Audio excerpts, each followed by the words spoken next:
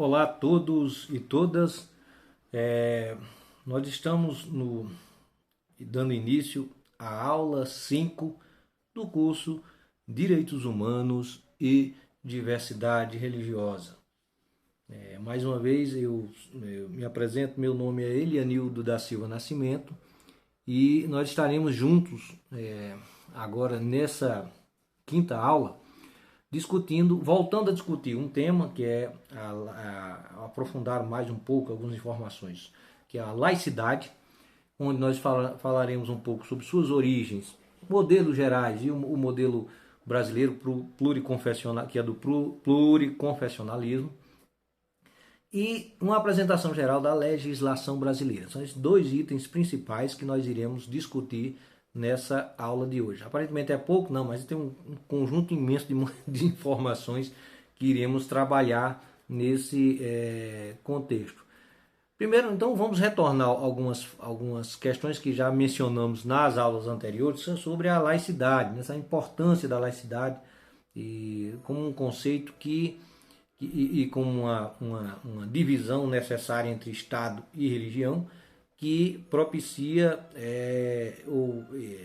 ensejadora da paz social.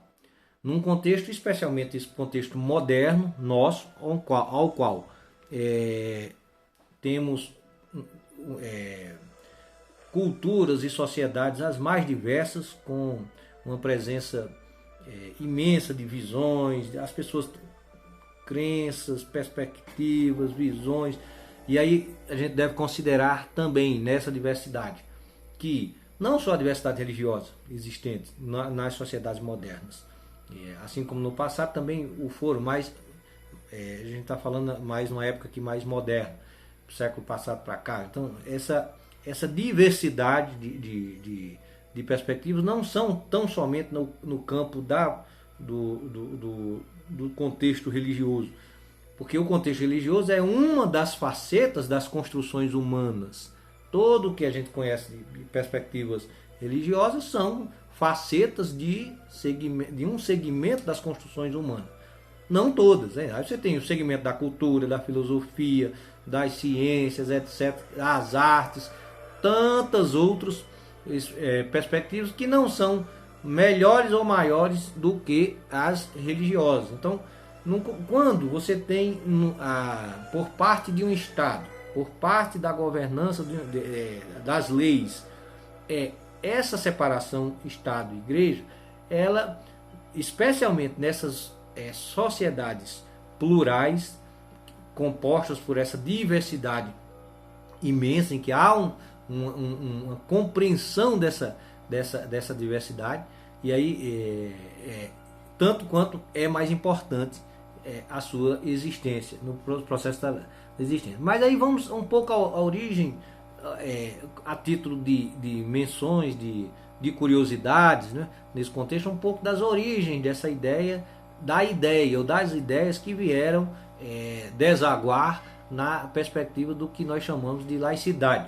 Ela começa lá atrás, num período lá atrás, no século V, ou seja, no início quase no início da nossa era cristã, e especialmente quase no início, com 200 anos depois da criação da Igreja Católica Apostólica Romana. Foi um papa romano, católico, que foi o Gelásio I, o primeiro camarada que trouxe a ideia de buscar, digamos assim, uma diferenciação, uma distinção entre o poder temporal e o poder espiritual.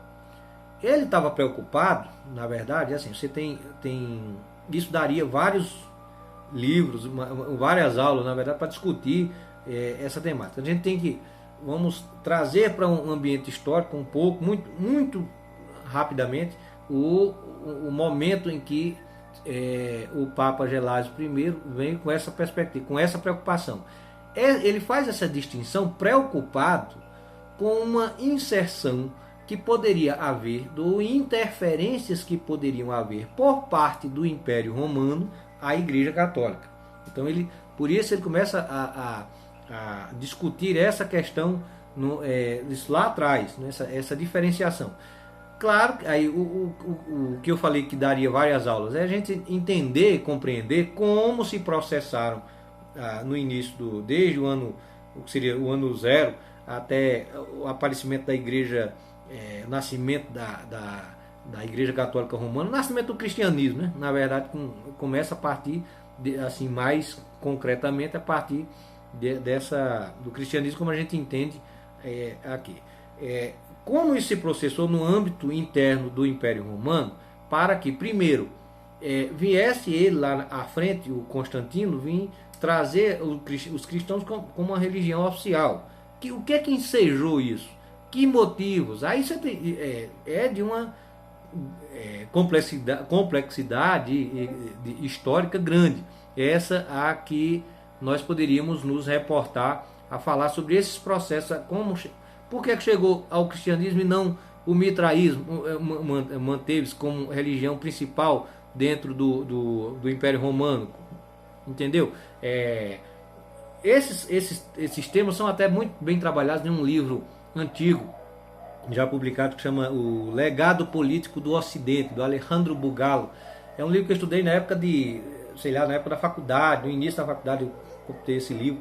E ele é muito interessante porque ele trata especificamente, era ligado à perspectiva romana, do direito romano, as influências do direito romano na nossa jurisprudência, mas ele especificamente trata também desses nuances, desses processos históricos.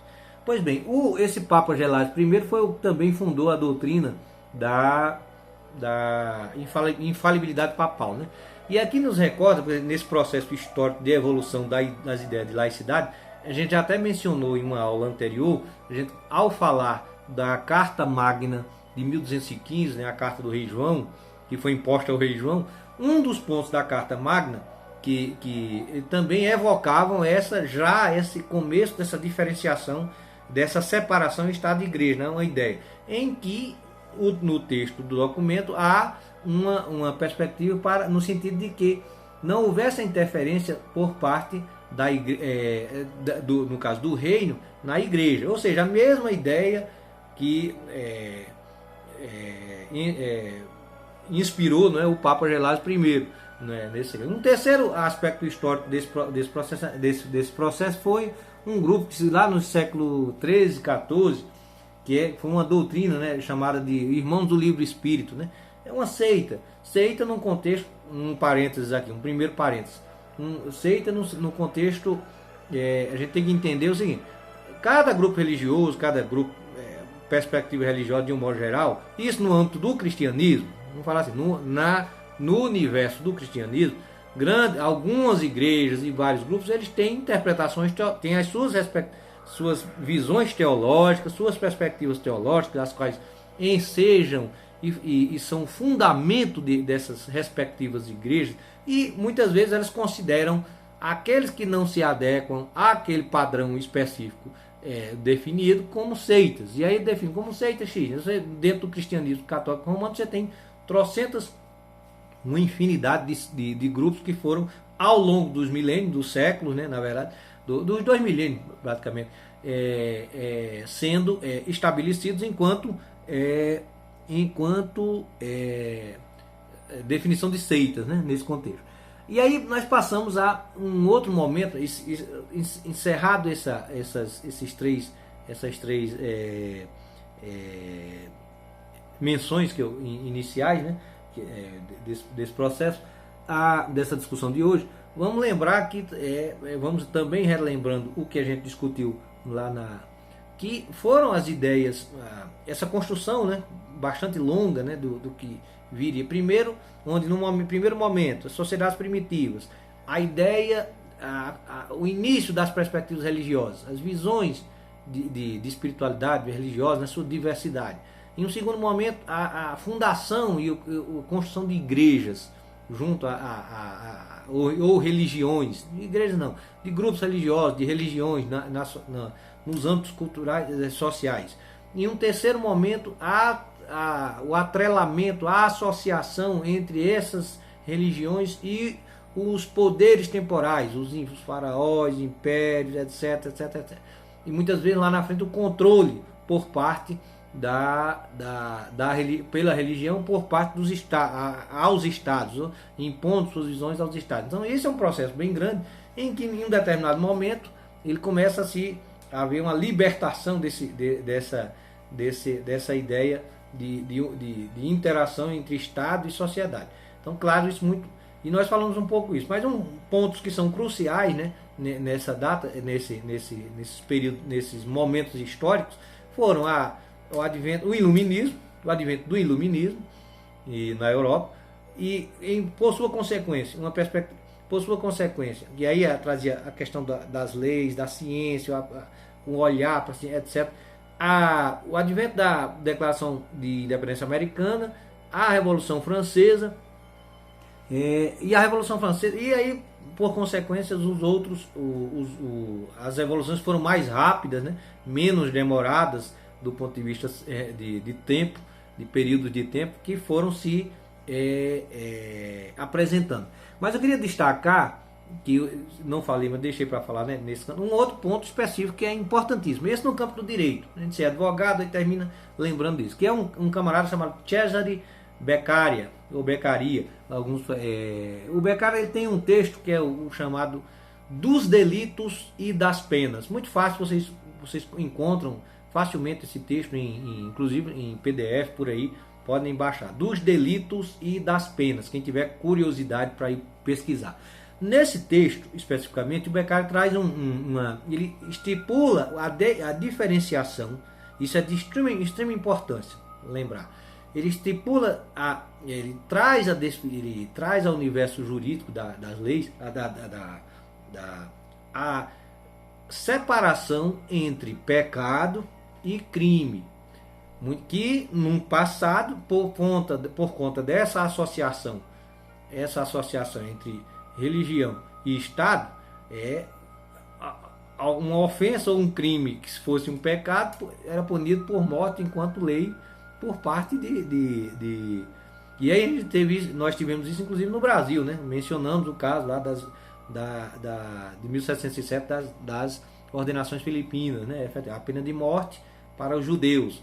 Então essa diferenciação, agora claro, isso eu acho que é do ano 1764 por aí, esse documento, esse texto dos delitos e das penas. E ele faz a separação, ele dizendo que a pessoa só poderia ser condenada, o indivíduo só poderia ser condenado na medida que ele fosse criminalizado, na medida que ele infringisse algum preceito legal, alguma determinação penal, que no caso lá específico era na questão do penal. Posteriormente nós vamos ter outras, né?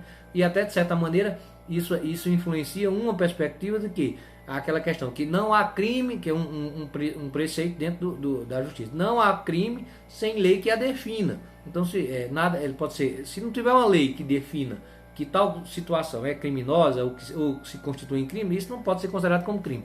No passado, os pecados eram considerados crimes e o indivíduo poderia ser condenado por tal.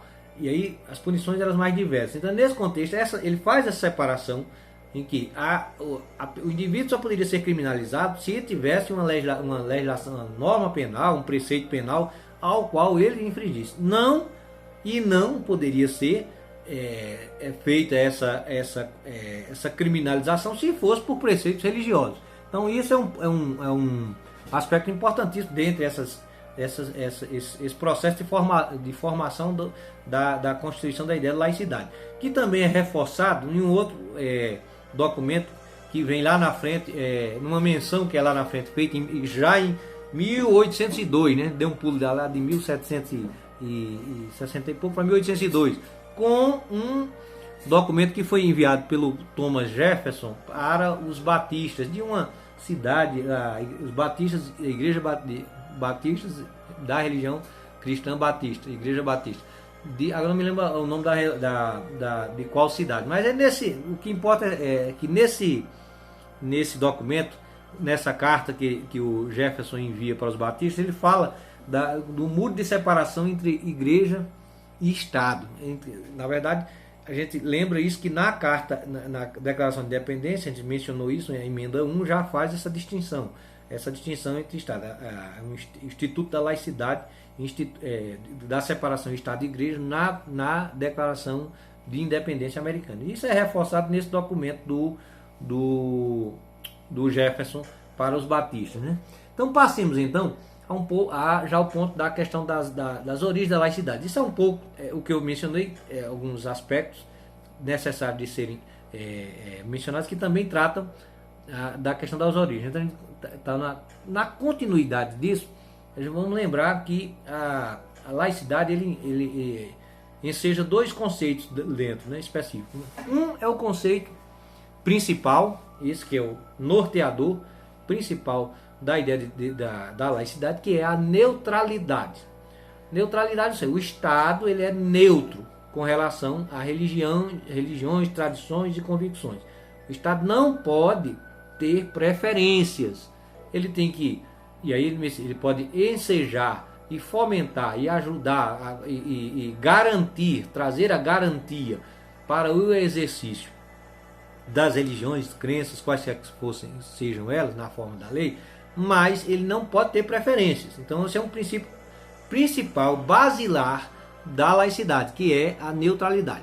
Tem um outro princípio que adveio, e esse é o que a gente vai falar aqui sobre sua origem, que é o laicismo, que é seria uma degressão, uma decorrência ruim, né, digamos assim, da laicidade, que é o laicismo se expressa através de atitudes que são refratárias, muitas vezes também de perseguição ou até objeção em alguns casos aos princípios, a quaisquer princípios religiosos, quaisquer que sejam eles, de quais das diversas vertentes. Ou seja, é aquela situação em que o Estado é laico, porém ele cria certos óbices. Ele é separado da igreja, mas ele cria certos óbices, ele tem uma certa preferência pela não avanço, não ampliação, não até existência até das diversas perspectivas, visões do campo religioso. E é interessante que a criação desse conceito é uma criação nova, né? Ele não completou nem 100 anos. É do ano de 1925, no ano de 1925. E ela veio também por parte de um representante da Igreja Católica Romana, que foi o Papa Pio XI. O Papa Pio XI, em uma encíclica chamada Quas Primas, como o primeiro, seria a tradução em latim, Quas Primas. Nessa encíclica de 1925, o Papa Pio XI, ele traz essa definição, digamos, essa separação entre laicidade e laicismo. Agora, por que isso? Tem um porquê, tudo tem um porquê, né? O Papa Pio XI, né, ele era contra uma tendência, dizia ser contra uma tendência que fosse a religião uma questão privada. No entendimento dele, caberia, e era até ele exortava os católicos no sentido de que eles trabalhassem pela criação de uma sociedade totalmente cristã. Então ele era contra a ideia de, relembrando, era contra a ideia de que a religião fosse colocada, crenças fosse colocada no âmbito privado, e fomentava que os católicos pudessem trabalhar para uma sociedade totalmente cristã. Claro que a partir desse problema, digamos assim, ele traz essa conceituação. Então ele vai considerar, na verdade, que determinado Estado, e aí vamos ver lá, isso aí vamos estudando historicamente esse processo, mas vai considerar que quando um determinado Estado que tivesse a separação do Estado e Igreja, ele não, de certa maneira, não atendesse a interesse que fosse da igreja, de sua igreja, poderia ser poderia ser acusado de laicista, né? Isso é uma das possibilidades. E outras possibilidades seria que a própria defesa do Estado laico ela se contrapunha a uma perspectiva dessa fomentada por ele, de que toda a sociedade fosse cristã católica, entendeu? Então esse é um aspecto que até o termo ele é pouco entendido, né? Digamos assim, por muita gente. Isso acontece muito, mas a gente vai falar daqui a pouco. Como os argumentos que são laicistas são acusados por aqueles que são contra a laicidade, terminam usando argumentos laicistas que para sustentar suas visões, né? Pois bem, vamos relembrar aqui essa diversidade, essas distinções dos modelos de laicidade. Nós falamos rapidamente no anterior sobre o Reino Unido. O Reino Unido que tem uma religião oficial, que é a religião anglicana, que foi ainda criada pelo imperador, o rei, aliás, o Henrique VIII. Foi uma das separações dentro do cristianismo, tiveram várias, né? Você pega o nascimento da Igreja Ortodoxa, é uma primeira separação. Você tinha dois papas, um em Constantinopla e o outro no Vaticano. Lá na frente vem a Reforma Protestante, que vai trazer uma outra perspectiva, outras perspectivas do cristianismo. Tem o Henrique VIII com a criação da Igreja Anglicana, entre outras. E aí essa divisão chegou hoje a dezenas de milhares, né? Se você for entrar nisso, são dezenas de milhares. O cristianismo não é, como você fala cristianismo, não existe um monolito, não existe um pensamento que é igual, comum. Há uma diversidade imensa, incomensurável de visões desse dito cristianismo, assim como foi nos seus primórdios, né? Também de certa forma isso repete. Pois bem, então nós falamos isso na aula anterior sobre o exemplo, rapidamente sobre o exemplo do caso da Inglaterra, do Reino Unido, que tem a Igreja Anglicana como religião oficial, mas respeita imensamente, é um Estado que, embora tenha essa religião, ele tem uma atitude extremamente laica em relação ao conjunto da sociedade. E como é que isso se expressa? Por exemplo, não só respeitando as diversas, eu trago um exemplo aqui, por exemplo, da permissão na Inglaterra da existência de chárias, que são tribunais que julgam as questões, as contendas, as lides que lá chegam de muçulmanos, de pessoas que seguem o islamismo. Como eu mencionei lá atrás, eu acho que foi na primeira aula, o Islã, não me lembro se eu falei isso, o Islã ou o Alcorão, o texto, ele é um texto que segue e que agrega dentro da sua todo o conjunto de temas que envolvem o ser humano, desde a espiritualidade, as suas visões de espiritualidade, as questões de ordem civil, penal, etc. Então, existem tribunais específicos para resolver as contendas e que esses tribunais se baseiam em cima de jurisprudências que são jurisprudências teológicas islâmicas, por exemplo. Então, na Inglaterra, há essa permissão em respeito à grande comunidade islâmica que existe lá. Isso é um dos exemplos. Existe também o respeito a todos os outros, mas nesse contexto, em respeito à grande presença muçulmana dentro do Estado do Reino Unido, eles permitem a existência das chárias, mas tem um óbvio, por exemplo, contanto que as suas decisões não contrariem as leis laicas, as leis estabelecidas no país. Então ele tem essa permissividade e esse respeito as diversas tradições, mas em especial nesse caso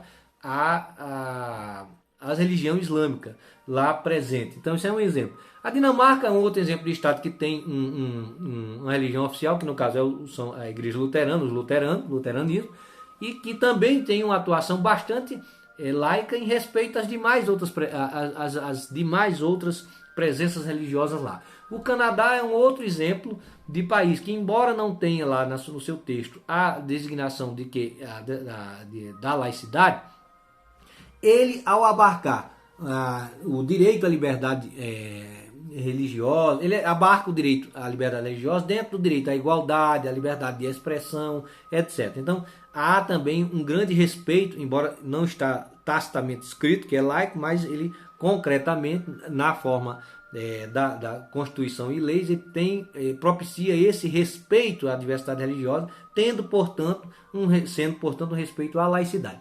E agora dois exemplos de estados que são diametralmente opostos a esse processo. Um é a Arábia Saudita, por ser o reino que tem como função, é um reino, a Arábia Saudita é um reino, dentre os 22 países árabes, a Arábia Saudita é um, e 22, eu acho que são 22 mesmo, é um deles. E nesse reino, ele é o que detém, é o reino que é guardião da terra sagrada. A terra sagrada dos islâmicos, principal entre elas, né, também tem em Israel, Jerusalém, mas Meca lá na Arábia Saudita. Então guarda a Casa Quadrada, né, onde tem a peregrinação, todo muçulmano tem que, se puder, ao menos uma vez na vida, ir a Meca, fazer as 7 voltas em torno da Caaba. E aí lá é um estado teocrático. E um outro exemplo, ou seja, que o texto sagrado, do principal texto sagrado dos islâmicos, que é o Alcorão, e que eles aceitam todos os outros profetas, etc., que estão lá no Antigo Testamento, Jesus, etc. Mas o texto principal, ele regra também a vida social como um todo, né, e em todos os seus nuances. O outro estado que se manifesta desse jeito também é o Irã, a República do Irã. A República do Irã que desde 79, houve uma revolução em 79, com vários grupos, os mais diversos, e aí um golpe dentro dessa revolução em que os religiosos tomam o poder e instituem uma república teocrática, que está lá estabelecida desde 79. E lá no Irã, embora você tenha lá no Irã tem 4 principais religiões, que é, além do Islã, os zoroastristas e cristãos. E Barrais, a quarta é o Bahá'í. Porém, para com os Barrais, há uma perseguição imensa, né? Claro que ela não veio só de 79 para cá. De certa forma se acirrou, houve um certo agravamento por conta de ser um estado teocrático. Mas é algo que vem historicamente desde o seu nascimento, desde o nascimento da fé Bahá'í no século XIX.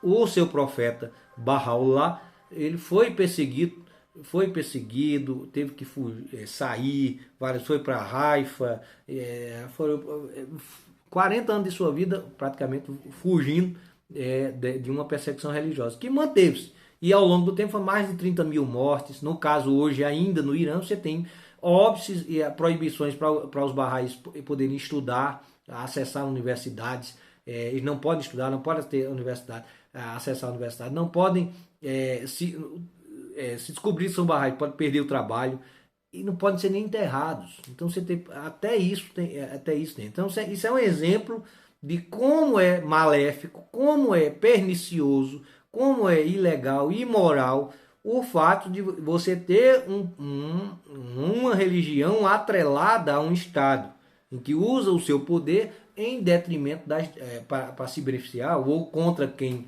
quer que seja, para prejudicar os demais. Então esses são exemplos desse aspecto. Então vamos a uma definição, algumas definições sobre esses estados, esses modelos de laicidade que são trabalhadas, o professor Pedro Salazar, etc., entre outros, lá da universidade chamada Universidade Autônoma do México, que tem a cátedra ligada à laicidade, e lá vocês podem encontrar N artigos científicos, muito material de pesquisa que vocês podem pesquisar e trabalhar sobre esse tema laicidade. Isso me vem à tona até uma menção do meu grande irmão, professor doutor em filosofia e juiz e magistrado Loré, Roberto Arriada Loré, falando sobre essa questão, desculpe, da laicidade, em que ele lembra que num curso lá feito para juízes lá no Rio Grande do Sul, esse tema laicidade foi abordado durante uma semana inteira, né? Quase 8 horas por dia. Então você não se esgota aqui nessas breves menções que nós estamos passando rapidamente nesse curso. Como eu disse desde o início, são pinceladas gerais sobre temas que são muito necessitam de muito mais aprofundamento. Então, nesse contexto do professor Salazar, aliás, eu vou mencionar aqui alguns dos modelos de laicidade. Que tem a laicidade plena, tendendo para um laicismo, que é um exemplo da França. Isso aí, a gente mencionou esses estados até para a gente ir identificando os estados anteriores que eu mencionei, a Inglaterra, etc, etc. Vale salientar que antes até antes que eu esqueça dessa menção aqui, é o seguinte: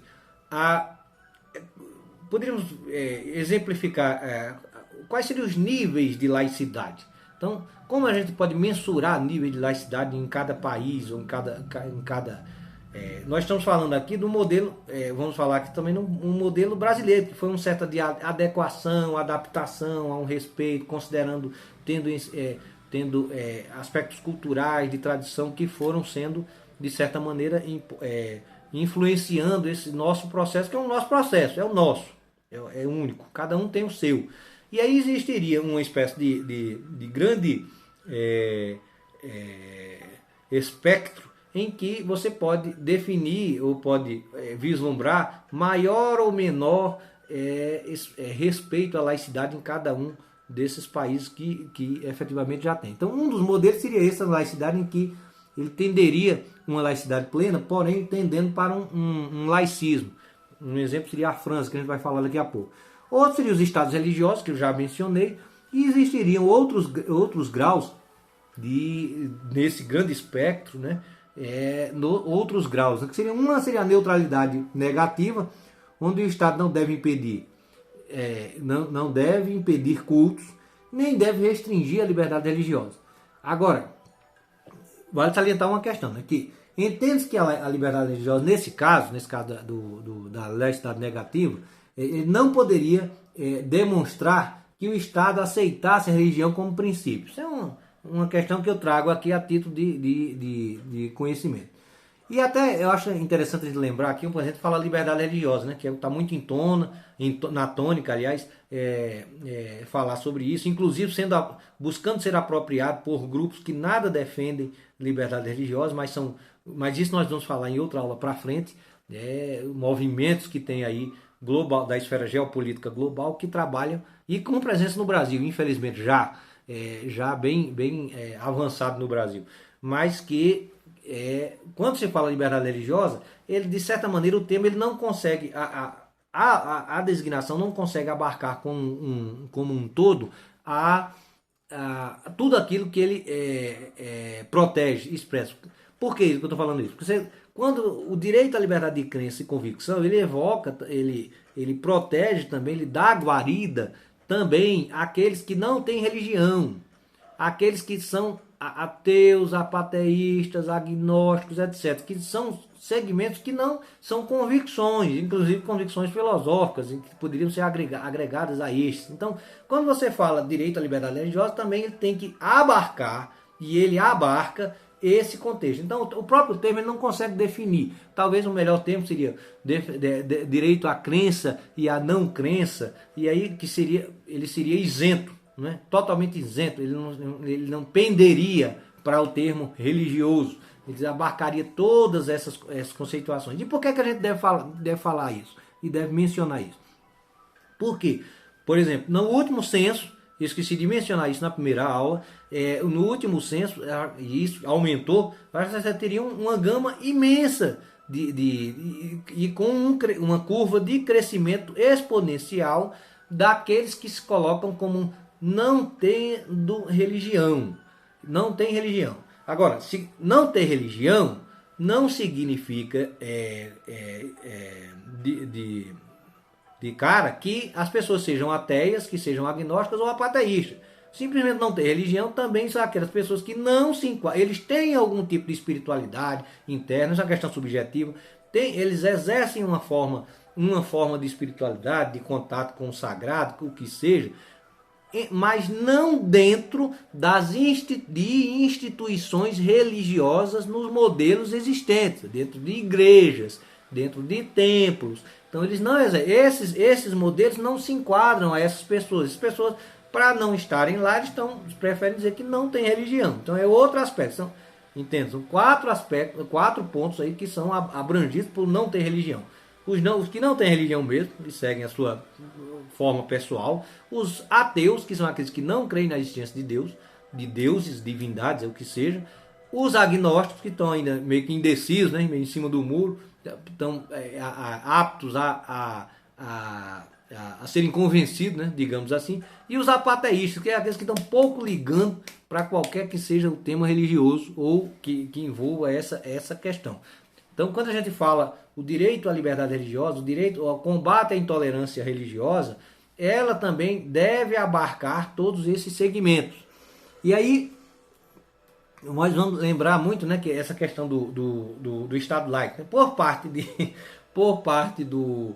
um outro parênteses aqui, antes que eu esqueça também, por parte daqueles que são contrários ao Estado laico, e muitas vezes, em sua maioria, ou em 100%, se não totalidade das vezes, são defensores de uma atuação do Estado com base religiosa, e nós vemos muito isso, nós vamos conversar em outra aula à frente sobre esse processo. Eles chegam nos debates, e a gente encontra isso nos debates, nas discussões. Estado laico, agora vocês que defendem a laicidade vão querer tirar o Cristo Redentor lá do Rio de Janeiro, vão querer mudar o nome do Estado de São Paulo, mudar o nome do Estado do Espírito Santo. Não tem nada a ver isso com laicidade. A gente vai conversar, eu vou pular esse ponto, é só um adendozinho para a gente também conversar à frente, que a gente vai mencionar, vai tratar melhor essa questão. Mas isso, só para ressaltar aqui, isso em nada tem a ver com laicidade. Nem esses exemplos mencionados seriam passíveis de alguma modificação. Mas a gente conversa isso em uma outra oportunidade, lá à frente, que nós vamos discutir melhor esse tema. Então passemos então para outro tipo de forma de laicidade, seria a neutralidade positiva. Nela o Estado, que teriam acho que 3 princípios principais. Nela o Estado não pode criar qualquer ajuda, não pode dar qualquer ajuda à religião, né? E aí entra poderiam ter duas situações, né? Mesmo pensando nessa perspectiva, teriam duas situações. Uma na situação em que o Estado não recurso nenhum, não há subvenção nenhuma de qualquer espécie para grupos religiosos. Um segundo momento é que ele pudesse, tá bom, o Estado pode admitir uma subvenção religiosa, porém aquela subvenção que ele dá a um, ele dê também a todos os demais. Então, essa é a dificuldade. No nosso caso brasileiro, a gente está também aqui falando sobre esse modelo, de como essa nossa construção de laicidade brasileira, nós temos um modelo em que há subvenções por parte do Estado, há subvenções por parte do Estado brasileiro para grupos religiosos. As que são previstas em lei, em normas, nos casos que há previsões, né, de apoio assistencial, etc. Tem vários tipos que são designados de possibilidade dessa atuação. E as que são impróprias, ilegais, e que nós sabemos que terminam sendo implementadas, mas são ilegais. E muitas vezes, ou na maioria das vezes, pouco há por parte não só dos tribunais de conta, mas também do Ministério Público, se calam ou não têm um entendimento realmente de acordo com a norma jurídica, a norma legal, ou se calam. Esse é um outro aspecto, mas também nós vamos conversar sobre isso à frente. Um outro princípio seria da liberdade de apostasia. Esse é uma liberdade que é pouco, a gente não tem aqui quer dizer, concretamente isso não se manifesta. Há estados laicos que podem ter e dão guarida podem dar guarida à liberdade de apostasia. O que danado é isso? A apostasia seria repúdio total à fé. Alguém que você pode fazer campanhas para, do mesmo jeito que as pessoas acham comum e que acham isso que é natural, você fazer pregações religiosas, quaisquer outras, em televisões, em rádios, em revistas, na rua, batendo na porta da sua casa, etc. Do mesmo jeito, a liberdade de direito à apostasia seria a mesma coisa para aqueles que não defendem que não existem deuses ou Deus nenhum. Então, se essas pessoas tiverem, nós teríamos esse direito consagrado no Brasil, no nosso modelo de laicidade, e isso termina não acontecendo, na maioria das vezes não acontecendo plenamente, né? Você tem experiências aqui e acolá, mas não acontecendo, seria se tivesse no mesmo nível e a mesma percepção desse direito por parte da sociedade, de que seria uma coisa natural. Tanto seria natural, se é natural defender perspectivas religiosas, também seria natural a defesa de nenhuma religião, entendeu? É esse aspecto que o direito à apostasia que você vê muito pouco, por sinal, termina a influência tradicional das perspectivas religiosas de um modo geral, são muito sérias. E isso no Brasil é muito um exemplo cabal do perigo que é isso, né? No Brasil, você tem pesquisas e pesquisas que são feitas em que as pessoas manifestam o seguinte: elas odeiam e muitas pregam até a morte de pessoas que são ateias, que não creem na existência de deuses, do que criminosos. Ora, isso é comprovado, existem pesquisas nesses dados. Houve até a gente pode lembrar uma ação que ficou famosa, porque foi um ganho de causa por parte de uma associação de ateus nacional contra um determinado, uma figura execrável da imprensa que existe na mídia nacional, que tem programa diário e que no seu programa veio dizer que os ateus, as pessoas, os criminosos, as pessoas que assassinavam, é porque não tinham Deus. Então, e aí ele faz como diz na minha terra lá do Nordeste, desce a lenha, né, no que seriam os ateus. Então terminaram ganhando uma ação judicial que tiveram que direito de resposta, além da indenização, mas também o direito de resposta contra essa que é um exemplo de uma visão que é senso comum em muitas pessoas, por ignorância, por desconhecimento, ignorância aqui no sentido de desconhecimento, por desconhecimento, e que tem o mesmo tipo de visão, né? Um terceiro princípio nesse contexto da positiva seria o princípio da neutralidade das leis civis com relação às leis religiosas, né? E aqui a gente vai falar lá na frente sobre isso. Aqui nós temos um embate grande sobre essa discussão. Aqui no Brasil, nós temos um embate grande que não se encerrou e está longe de se encerrar, com várias questões. Por exemplo, o que é que tem essa associação com relação à norma? Aí entram questões como o aborto, questões como a união homoafetiva, a gente vai discutir isso na frente. Há questões sobre células-tronco, a questão sobre os anécéfalos, e até recentemente também poderíamos colocar a questão sobre o abate animal. E a gente vai conversar isso à frente. Então eu estou só citando nesse contexto que dentro desse princípio da neutralidade das leis civis com relação às leis religiosas está abarcada essa discussão, está inserida essa discussão. Então, já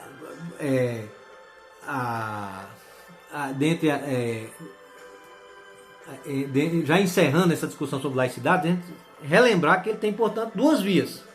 Uma via que é a religião não ser influenciada pelo Estado, ela não ser sofrer interferências do Estado, e a outra via, o Estado não sofrer interferências da religião. Então esses são dois aspectos que a gente não deve esquecer, que são primordiais ao Estado. E aí, dentre a gente citou esses vários modelos de Estados, esse espectro de laicidade, e aí tem, nós falamos, desde Estados avessos à religião, há Estados que têm um certo laicismo militante, né? Aí vamos chegar a gente falou do modelo rapidamente, do modelo de construção aqui no caso da laicidade brasileira, que foi abarcando, foi agregando, e isso vai ficar muito claro agora, daqui a pouco, ao mencionar a legislação, mas antes disso tem o modelo francês. Nós temos um modelo francês de laicidade que é bem sério, né? Ele optou por retirar da esfera pública todas e quaisquer menções a símbolos religiosos, de um modo geral, o que pudesse. Aí lá teve uma confusão quiprocó imenso com relação, por exemplo, ao véu islâmico das mulheres, o uso e posteriormente ao uso inclusive na rua, das vestimentas, no caso religioso.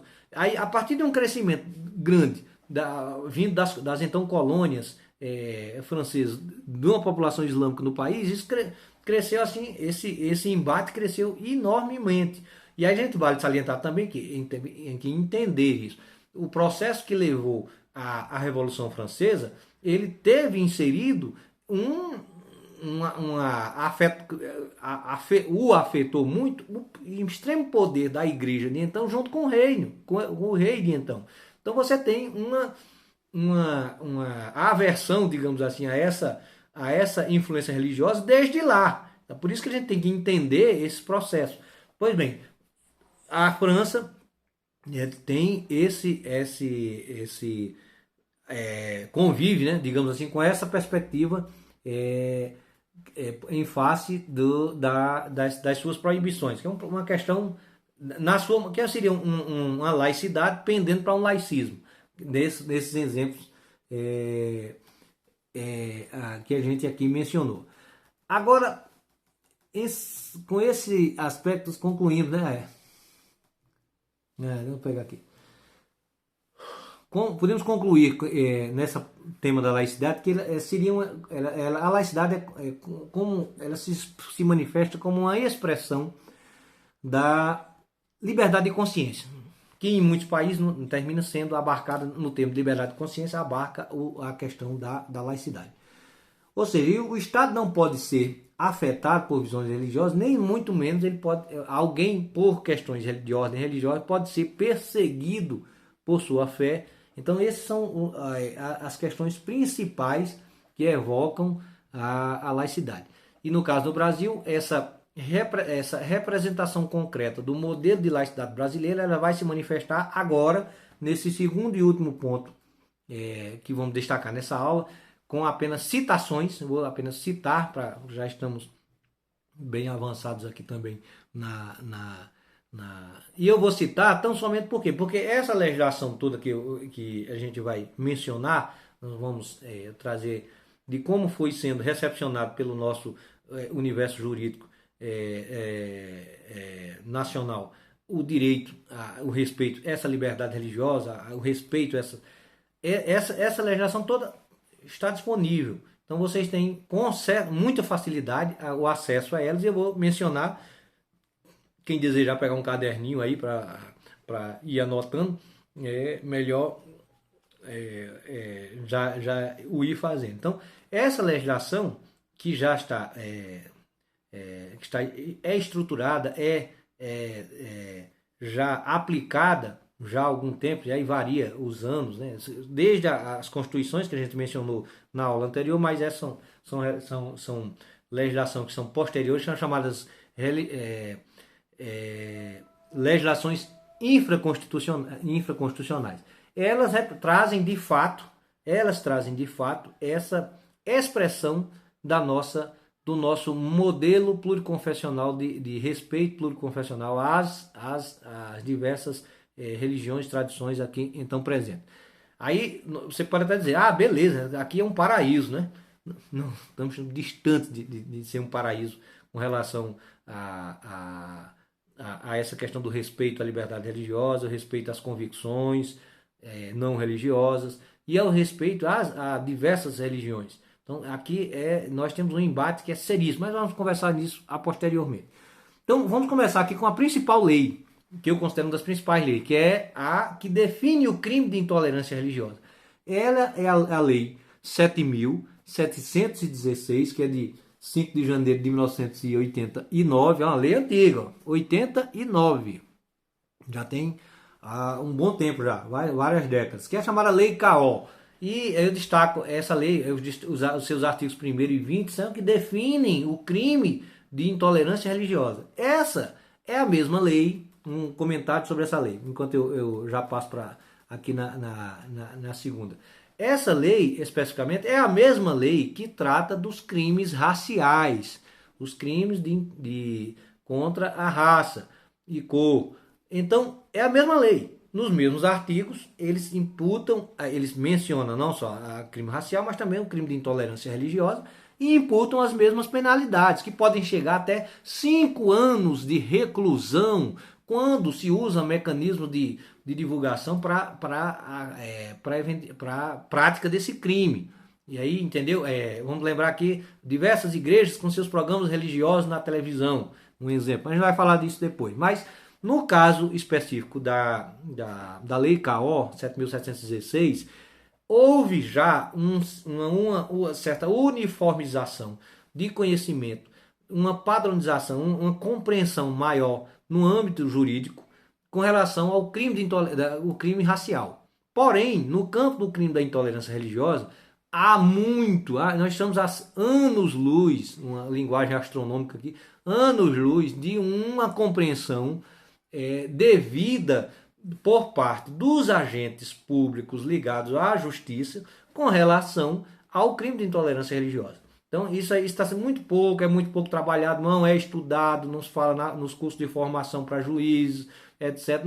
Nos cursos de formação para direito, não, há uma ignorância, um desconhecimento imenso ainda sobre esse tema.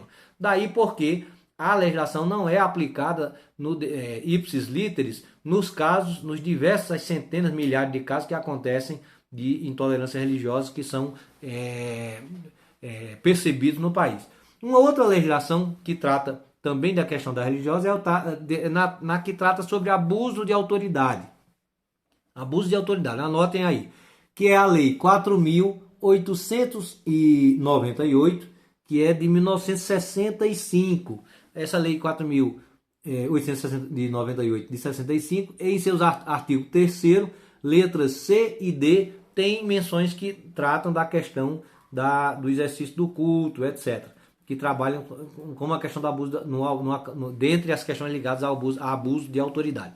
A discriminação religiosa é outro aspecto, outro ponto que já está consagrado e recepcionado na nossa legislação. Nós temos no nosso Código de Processo Penal, que é o Decreto-Lei 3689 de 1941, 3689 de 41. Artigo 5º, anotem aí, artigo 5º, inciso 1º, parágrafo 3º. Artigo 5º, inciso 1º, parágrafo 1º. Tem também em outro código, agora já a questão de outro tema, que é o crime de injúria. Injúria, que termina a injúria racial, nesse aspecto termina sendo, no caso da injúria racial, um parêntese rápido, termina o crime de intolerância racial, que é inafiançável. Muitas vezes alguém que recepciona coloca uma injúria racial, que é um crime menor, que é algo a ser consertado, a ser revisado. Mas no crime de injúria, nós temos nosso Código Penal brasileiro, que é o Decreto-Lei número 2848 de 1940, que está em processo de reforma, uma proposta de reforma, etc. Mas ele fala nos seus artigos. O artigo 140, parágrafo 3º, e artigo 208, que tem a ver com a questão da injúria e tem interatividade com essa questão que nós estamos trabalhando. Um outro tema, que é sobre a discriminação racial e religiosa, mas numa lei referente sobre tortura. Na lei sobre tortura também tem a temática da discriminação racial ou religiosa. Isso está esculpido. Essa lei da tortura é a lei número 9455 de 1997. Então destacamos o artigo 1º, inciso 1º, letra C. Artigo 1º, inciso 1º e letra C. Isso da lei 9455/97. E ele tem vários outros agravantes, né, que falam da questão especificamente da lei sobre tortura, mas tem agravantes que se inserem com a questão também do respeito à religiosidade. No que tange à proteção que está na Constituição, na proteção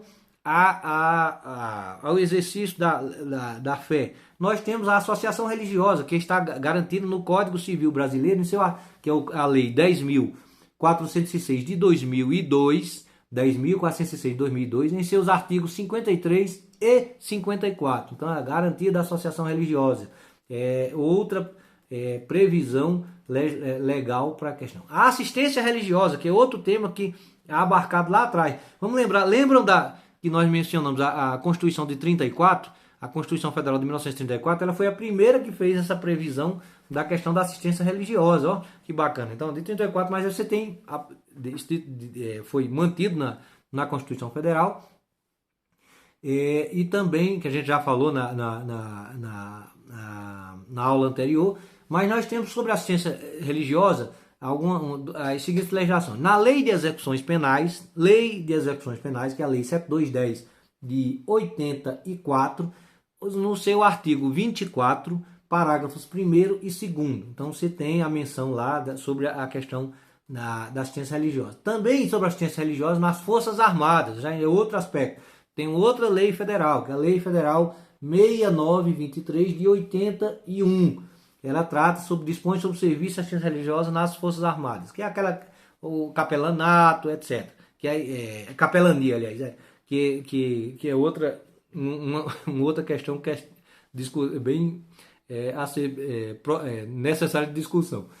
O casamento religioso também está protegido na nossa legislação, na Lei de Registros Públicos, por exemplo, que é nos seus artigos 71 e 72. A Lei de Registros Públicos, vocês podem chamar, pesquisar, artigos 71 e 72, há essa questão. Também no casamento religioso, nós temos no Código Civil, nosso Código Civil, eu já mencionei ali atrás, que é o 10.406 de 2002, Código Civil, Lei Federal 10.406 de 2002, em seus artigos 1515 e 1516, nosso Código Civil.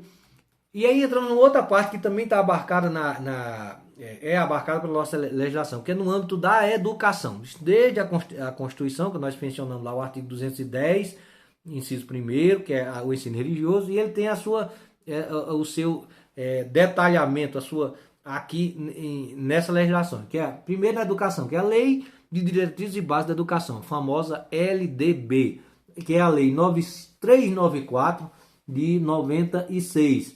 Então ela tem em seus artigos 3º, incisos 4 e incisos 2, 4 e 2º, e artigo 33, que é o que fala expressamente sobre o ensino religioso, no seu parágrafo 1º, reprisando, artigo 3º, incisos 4 e 2, e artigo 33, parágrafo 1º, que trata da questão específica do ensino religioso nas escolas públicas. Mas na educação não tem só a LDB. E a gente vale lembrar aqui também, é o seguinte, que não existe também só a LDB. Você, dentro das normas, a gente vai falar isso sobre ensino religioso, mas eu quero já adiantar rapidamente. Fora a LDB, nós temos os parâmetros nacionais curriculares comuns, nós temos eu esquecendo agora, tá me lembrando, me fugi a mente aqui. Os parâmetros nacionais curriculares e foi aprovada agora a sua terceira versão, inclusive, que são diretrizes para a educação, que também tratam da questão do ensino religioso. A gente vai falar especificamente sobre isso em uma aula posterior, até para a gente entender o contexto, o que é, o que é que não é, quem é contra, quem é favorável, por quê, etc. E aí nós vamos falar sobre esses parâmetros e a própria LDB e a Base Nacional Curricular Comum, que eu esqueci, que era a Base Nacional Curricular Comum, que está na sua terceira versão. Também no campo da educação, com relação ao aproveitamento na grade escolar, há um decreto-lei que trata, que é o decreto-lei número 1051, que é ainda de 1969, ou seja, vai fazer 51 anos, em os seus artigos 1º e 2º, que tratam dessa questão, que estão recepcionados nessa regulação. Observância de dias sagrados. Então, vamos mencionar aqui, essa eu acho que é a última menção principal aqui, que é uma lei muito nova, né? A lei demorou um bom tempo, de 2003, que era o projeto 2171 de 2003, do deputado Rubens Ottoni, e que teve como relatora, posterior, a última, né, foi a ex-ministra Maria do Rosário, a lei de Rosário. Essa lei ela trata da questão no âmbito da educação, da observância dos dias sagrados. Ela é a mais nova, né? Ela é do ano passado, é a lei 13.796, 13.796, de 3 de janeiro de 2019, que trata da questão do respeito aos dias sagrados. No âmbito no universo jurídico nacional, o maior número de ações, de questões, eram em cima da questão dos sabatistas, os sabáticos, aquela turma aquelas religiões que respeitam o sábado, em especial, lembra muito o pessoal dos adventistas, da igreja adventista, e que você tinha problemas os mais vários. Há adaptações para esse processo também, por exemplo, ao dia de fazer concurso, horários de concursos, etc. Mas nessa lei ela cria no âmbito da educação para a pessoa não perca a aula, não seja, e aí em tese vale para todos aqueles que têm uma. Isso são exemplos. Esse conjunto de legislações, eu acho que eu terminei aqui. Eu terminei? Não terminei ainda, falta mais, já estava tranquilo. Mas esse conjunto de legislações manifestam essa adaptação brasileira ao respeito à laicidade. O acesso a hospitais e presídios é outro aspecto que já está recepcionado há muito na nossa legislação, através da lei número 9982, que é de 2000. Aí tem o seu artigo 1º, especialmente, que trata disso. Tem outras leis que são direcionadas aos ministros de confissão religiosa. Aí você tem a proteção disso no Código de Processo Penal, que eu já mencionei, decreto 3689 de 41, no seu artigo 295, inciso 8. Temos também na questão da Previdência, a previsão na Previdência Social, que é a Lei 8.212. 8.212, de 24 de junho de 91, que no seu artigo, eu acho que é 213, na verdade. 212 é a do 8.213. A 212 é o regime jurídico único do servidor público. 8.213 de 91, em seu artigo 12, parágrafo 5º, inciso C. Ele trata também da questão do ministro religioso, de confissão religiosa. Visto temporário para ministro de confissão religiosa, está na lei 6815 de 1980, seu artigo 13, inciso 7. Inciso 7 está essa recepção. O serviço alternativo obrigatório, que é especificamente o serviço militar, então ele está na lei 8239, que é de 91.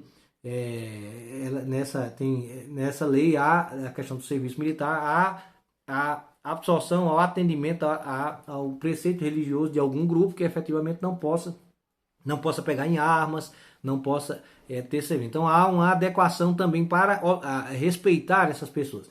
Isenção de impostos, né, que já está lá na Constituição, mas ele tem também a Lei Federal 3193, que é de 57, e na Lei Federal 9532 de 97, que trata de tributação. Proteção ao combate à intolerância religiosa. Essa aqui é uma das leis que eu mais gosto, né, que é importantíssimo, que é a Lei 11.635, que é de 2007. Essa lei instituiu o dia, e aqui a gente encerra, o dia 21 de janeiro de cada ano como Dia Nacional de Combate à Intolerância Religiosa. Por que isso? Porque nessa data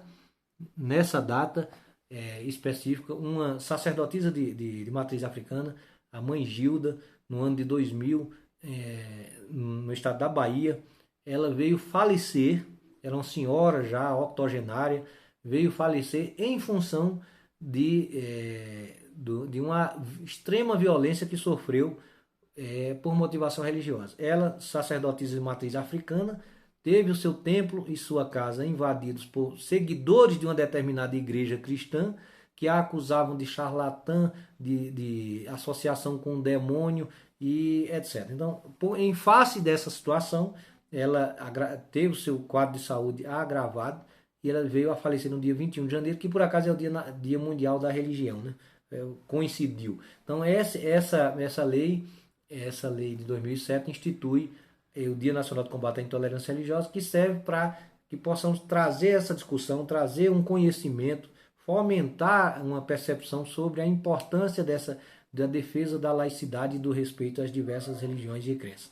Com isso, nós encerramos essa aula 5 do curso Direitos Humanos e Diversidade Religiosa e agradecemos a todos pela atenção.